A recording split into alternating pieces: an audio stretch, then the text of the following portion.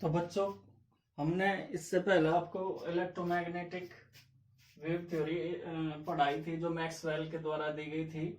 और उन्होंने क्या बताया था, वो सारे पॉइंट्स भी हमने आपको डिस्कस करे पिछली वीडियो में। ठीक है बच्चों, फिर भी आप उन्हें दोबारा से देख लियो। तो इलेक्ट्रोमैग्नेटिक स्पेक्ट्रम भी दिया था। इलेक्ट्रोमैग्नेटिक स्पेक्ट्रम काफी इंपॉर्टेंट है आपके लिए फिजिक्स में। आप 12th में भी इसकी स्टडी करोगे, काफी काम आओगा वहां पे। केमिस्ट्री में तो इतना नहीं आता है जितना 12th में आता है। तो इसमें जो इलेक्ट्रोमैग्नेटिक स्पेक्ट्रम है, इसमें आप देख रहे लैम्बडा क्या था, लैम्बडा वेवलेंथ, और न्यू क्या था, फ्रीक्वेंसी। इनका ऑर्डर दिखाया गया, अलग अलग रेंज है। आप देख रहे होंगे इसमें जो वेवलेंथ है वो कई के ऑर्डर में है, वो इंक्रीजिंग ऑर्डर में है। कैसे ऑर्डर में है बच्चों, इंक्रीजिंग ऑर्डर में है। ठीक है, और जो फ्रीक्वेंसी है वो डिक्रीजिंग में। तो आपको पता होना चाहिए कि वेवलेंथ और फ्रीक्वेंसी एक दूसरे के इनवर्सली प्रोपोर्शनल होगी। ठीक है, अगर वेवलेंथ इंक्रीज हो रही तो फ्रीक्वेंसी डिक्रीज होगी। अगर वेवलेंथ क्या होगी बच्चों, इंक्रीज होगी, तो फ्रीक्वेंसी क्या होगी, डिक्रीज होगी। आप ये देखो, जो कॉस्मिक रेज होती है वो सबसे ज्यादा खतरनाक हो, डेंजरस होती है। क्यों? क्योंकि उसकी फ्रीक्वेंसी 10 की पावर 24 हर्ट्ज होती है, कितनी ज्यादा है। लेकिन वहीं अगर आप इसकी वेवलेंथ देखो तो वेवलेंथ इसकी बहुत कम होती है, 10 की पावर -16 की। फ्रीक्वेंसी के बारे में हमने आपको क्या बताया था, फ्रीक्वेंसी के बारे में ये बताया था कि 1 सेकंड में किसी पॉइंट से कितनी बार वेव पास हो रही, तो वो उसकी क्या हो, फ्रीक्वेंसी। जबकि डिस्टेंस, अगर एक रेज बहुत ज्यादा बार पास हो रही तो उसकी जो लेंथ है क्या हो जाएगी, वो छोटी हो जाएगी। ठीक है, आप देखोगे बहुत जल्दी जल्दी जब पास हो रही तो उसकी वेवलेंथ क्या होगी, बहुत कम होगी। इसी वजह से ये काफी डेंजरस होती है। फिर सेकंड नंबर पे क्या है, गामा रेज। फिर थर्ड नंबर पे क्या है, एक्स रेज। फिर फोर्थ पे अल्ट्रा वायलेट, यूवी। और फिर क्या है, सिक्स पे विजिबल। ठीक है बच्चों, फिर इंफ्रारेड है, फिर माइक्रोवेव और रेडियो वेव। रेडियो वेव तो आप देखते होंगे, सुनते होंगे कि भाई इतने मेगा हर्ट्ज पे, इतने हर्ट्ज पे। ठीक है, इसकी फ्रीक्वेंसी आपको नुकसान नहीं करती, लेकिन ये बाकी सारी जितनी भी फ्रीक्वेंसी आपके लिए नुकसान। एक्सरे आप कराते हो, ठीक है, देख लो, आपकी हड्डियों को भी देख ले, ये इतनी ज्यादा फ्रीक्वेंसी होती है। तो जिसकी फ्रीक्वेंसी ज्यादा होगी उसकी वेवलेंथ कम होगी, और जिसकी फ्रीक्वेंसी क्या होगी, कम होगी, उसकी वेवलेंथ ज्यादा होगी। तो जैसे जैसे फ्रीक्वेंसी इंक्रीज होती है वेवलेंथ डिक्रीज होती है। अगर वेवलेंथ इंक्रीज हो रही तो फ्रीक्वेंसी क्या होगी, इंक्रीज होगी। तो ये सभी बच्चे नोट कर ले, इलेक्ट्रोमैग्नेटिक स्पेक्ट्रम है जिसमें इंक्रीजिंग ऑर्डर दिखाया गया वेवलेंथ का। ठीक है बच्चों, लिख लो, the arrangement of different electromagnetic radiation in order of increasing wavelength और डिक्रीजिंग फ्रीक्वेंसी। यानी कि ये जो कहीं के वेवलेंथ में तो ये इंक्रीज हो रही और फ्रीक्वेंसी में क्या हो रही है, डिक्रीज हो रही। तो ये एक ऑर्डर है, बहुत सारी इसमें आप वेव्स देख रहे हैं या रेज देख रहे हैं। कॉस्मिक है, गामा है। ठीक है बच्चों, ये क्या है, गामा रेज। आप इसे थोड़ा सा इस तरीके से बना सकें, गामा रेज। तो इनका ऑर्डर भी आपको याद रखना। सबसे ज्यादा जो फ्रीक्वेंसी अगर पेपर में पूछ लीजिए, सबसे ज्यादा कॉस्मिक की होती है और सबसे कम होती है रेडियो वेव्स की। ठीक है, अब ये देखो, हमें जो सिर्फ पार्ट नजर आता है किसी भी रेंज का, वो है विजिबल रीजन। उसे विजिबल रीजन कहा जा। और ये 10 की पावर 16 से 10 की पावर 14 के बीच होता है फ्रीक्वेंसी में। ठीक है, और विजिबल रीजन में हमें 7 कलर नजर आते हैं, जो आप प्रिज्म से भी देखते हो, विब गेओर। ठीक है, violet colour, indigo, blue, green, yellow, orange, red. अगर आप देखो फिजिक्स में जैसे आप पढ़ते होंगे कि जो रेड कलर है वो हमें दूर से ही नजर आ जा, जबकि जो वायलेट कलर है वो हमें नजर नहीं आता। क्यों नहीं आता? आप देखो, सबसे ज्यादा वेवलेंथ किसकी है, रेड कलर की है। क्योंकि वेवलेंथ इस तरीके से क्या कर रही है, इंक्रीज कर रही है, और फ्रीक्वेंसी डिक्रीज कर रही है। तो क्योंकि इसकी वेवलेंथ सबसे कम होती है वायलेट कलर की, इस वजह से हमें कम दिखता है। रेड कलर की वेवलेंथ सबसे ज्यादा है, इसी वजह से हमें दूर से नजर आवा, और इसकी फ्रीक्वेंसी क्या है, सबसे कम है। तो ये इसका आप सभी स्क्रीनशॉट ले लें। ठीक है, ये देखो, हमने इसमें कहीं में लिया मीटर में, आप सेंटीमीटर में लोगे तो ये चेंज हो जाएगा। ये हर्ट्ज में लिया, ठीक है, साइकिल पर सेकंड, यानी 1 सेकंड में कितनी बार क्रॉस कर रही, वही फ्रीक्वेंसी होती है। लैम्डा क्या है, वेवलेंथ, और न्यू क्या है यहाँ पे फ्रीक्वेंसी, जो हमने आपकी पिछली वीडियो में बताई थी। सभी बच्चे स्क्रीनशॉट ले लें इसका और इसे तैयार कर लें, ठीक है। अगर आपसे पूछने लगे कि इलेक्ट्रोमैग्नेटिक स्पेक्ट्रम, तो बच्चों जैसे हमने वेव आपको बताया कि जो वेवलेंथ है वो तो इंक्रीज कर रही है, तो हम इसे इस तरीके से भी लिख सकें, cosmic rays, gamma rays, X rays, ultraviolet, visible, infrared, microwaves, radio waves. अगर आप देखो तो ये क्या है बच्चों, इंक्रीज वेवलेंथ है, ध्यान रखियो। लेकिन अगर आपसे वो पूछने लगे, ये तो वेवलेंथ के इंक्रीजिंग ऑर्डर, अगर पूछने लगे फ्रीक्वेंसी के इंक्रीजिंग ऑर्डर में, तो जो फ्रीक्वेंसी का इंक्रीजिंग ऑर्डर होगा उसे आपको किस तरीके से लिखना, वो भी देख लो।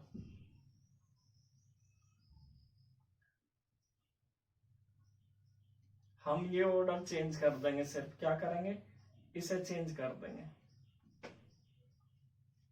अब डिक्रीजिंग ऑर्डर है कहीं के फ्रीक्वेंसी के, किस ऑर्डर में है बच्चों, ये डिक्रीजिंग ऑर्डर में है कहीं के फ्रीक्वेंसी के।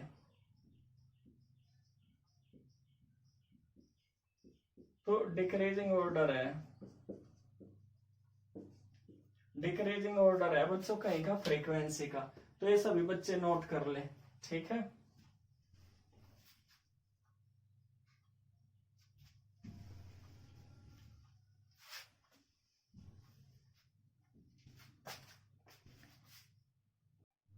तो बच्चों आज हम आपको Planck's quantum theory of radiation की स्टडी कराएंगे, जो गिवन बाय है मैक्स प्लैंक, ठीक है, 1900 में दिया। असल में इसकी जरूरत क्यों पड़ी, इसकी जरूरत इस वजह से पड़ी, कुछ पॉइंट्स थे जो इलेक्ट्रोमैग्नेटिक वेव थ्योरी के द्वारा, हालांकि इन्होंने अभी बहुत ज्यादा प्रयास करा और काफी अच्छा सराहनीय प्रयास था इनका, लेकिन उसके बावजूद भी कुछ पॉइंट्स थे जो इन्होंने एक्सप्लेन नहीं करे, जैसे ब्लैक बॉडी रेडिएशन,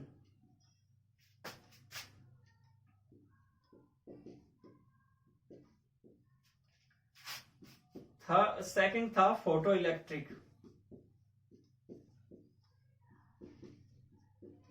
इफेक्ट, और थर्ड था लाइन स्पेक्ट्रम। ये आप फिजिक्स में पूरी एक अलग अलग यूनिट है 12th के अंदर, इसमें आप वहां पूरी डिटेल से स्टडी कर सको, लेकिन यहाँ पर केमिस्ट्री में भी थोड़ा सा इनका इंट्रोडक्शन है, जो मैं अलग अलग वीडियो में ब्लैक बॉडी और फोटो इलेक्ट्रिक और लाइन स्पेक्ट्रम को अलग अलग वीडियो बनाऊंगा, इनके लिए सेपरेट वीडियो। तो ब्लैक बॉडी रेडिएशन को एक्सप्लेन ना कर पाने का मेन रीजन क्या था, ये हमें ये नहीं पता चल पा रहा था कि जो फ्रीक्वेंसी है वो एनर्जी पर डिपेंड कर रही है नहीं कर रही, और क्योंकि उन्होंने क्या कहा था, एनर्जी कंटिन्यूअसली आ रही, तो कंटिन्यूअसली एनर्जी नहीं आ रही, वो यहीं से पता चला जब प्लैंक्स ने अपना स्पेक्ट्रम यानी रेडिएशन देखा और उसकी स्टडी करी। उन्होंने क्या देखा कि जो एनर्जी है वो स्मॉल पैकेट के रूप में रिलीज होती है, एनर्जी कहीं के रूप में स्मॉल पैकेट्स के। तो जो इनका जो फर्स्ट वो था पोस्टुलेट, इन्होंने कहा कि जो एनर्जी है वो स्मॉल पैकेट्स, ठीक है, के रूप में डिसकंटिन्यूअसली, कैसे डिसकंटिन्यूअसली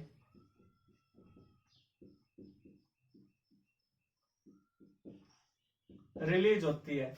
तो इन्होंने क्या कहा, उन्होंने तो कह रही कि एनर्जी लगातार रिलीज होती है किसी भी सोर्स से, यानी रेडिएशन लगातार होता है, ये कह रही कि रेडिएशन जो है वो डिसकंटिन्यूअसली होगा और स्मॉल पैकेट्स के रूप में होगा, और स्मॉल पैकेट्स को इन्होंने क्या कहा, क्वांटा कहा। जैसे आगे चल के इन केस ऑफ लाइट क्या कहा गया, फोटोन कहा गया लाइट के केस में,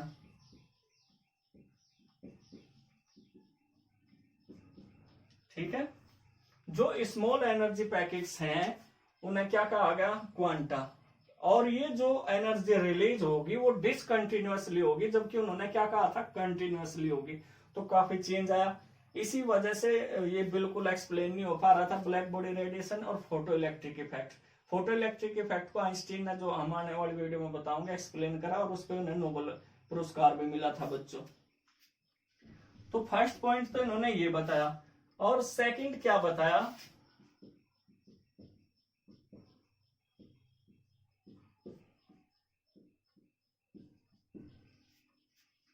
ठीक है, सेकंड इन्होंने बताया कि जो एनर्जी रिलीज होती है, रेडिएशन ऑफ एनर्जी है, ठीक है बच्चों, वो डायरेक्टली प्रोपोर्शनल है फ्रीक्वेंसी के, कहीं के डायरेक्टली प्रोपोर्शनल है फ्रीक्वेंसी के।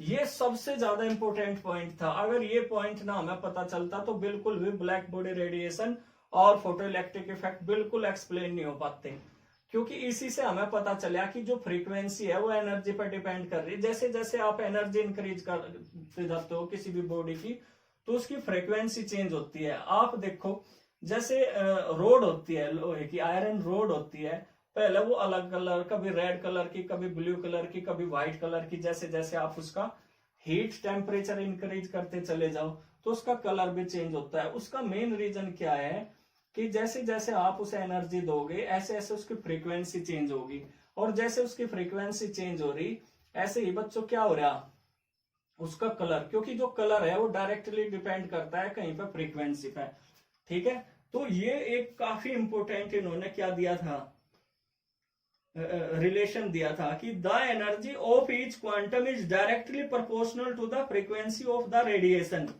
कि जो एनर्जी है किसी भी क्वांटम की वो डायरेक्टली प्रोपोर्शनल होगी कहीं के, बताओ बच्चों, कहीं के होगी, अरे वी क्या बताया ना, फ्रीक्वेंसी। ये याद रखना है बच्चों, आपको बिल्कुल याद रखना है, ठीक है, फ्रीक्वेंसी के। अब एक काफी इंपोर्टेंट चीज और यहां से निकल कर आई, अगर हम इसे हटा दे डायरेक्टली तो यहाँ पे एच होगा, जिसे प्लैंक कांस्टेंट कहा जा, ठीक है, इसे क्या कहा जा, प्लैंक कांस्टेंट। और इसकी वैल्यू भी आपको याद रखनी आज के बाद। ये कांस्टेंट है 6.626 इंटू 10 की पावर -34 जूल सेकेंड, ठीक है, अर्ग में भी याद रख सको। तो इन्होंने क्या कहा कि जो एनर्जी है किसी भी क्वांटम की वो डायरेक्टली प्रोपोर्शनल होगी कहीं के फ्रीक्वेंसी के, और एक रिलेशन दिया, हम अगर डायरेक्टली प्रोपोर्शनल का साइन हटावें तो एच आवे, ठीक है, इसे प्लैंक कांस्टेंट कहा जाए, और इसकी वैल्यू जो कि कांस्टेंट है 6.626 इंटू 10 की पावर -34 जूल सेकंड होती है, ठीक है बच्चों। ये थी प्लैंक्स क्वांटम थ्योरी। दो बातें इन्होंने बताई इंपोर्टेंट काफी, कि एक तो एनर्जी स्मॉल पैकेट के रूप में रिलीज हो जिन्हें क्वांटा कहा जा, इन केस ऑफ लाइट उसे फोटोन कहा जाएगा, और ये डिसकंटिन्यूअसली है। सेकंड इन्होंने बताया कि जो एनर्जी है वो डायरेक्टली प्रोपोर्शनल होती है फ्रीक्वेंसी के, जितनी आप एनर्जी डालोगे उतनी फ्रीक्वेंसी उसकी चेंज होगी, ठीक है, घटेगी बढ़ेगी जैसे भी आप करोगे। और ये अगर हम डायरेक्टली प्रोपोर्शनल का साइन हटावें तो क्या हुआ, एच, ठीक है, इसे प्लैंक कांस्टेंट कहा जाए, काफी यूजफुल है, जो आने वाले टाइम में आपको काफी काम आए, ठीक है बच्चों।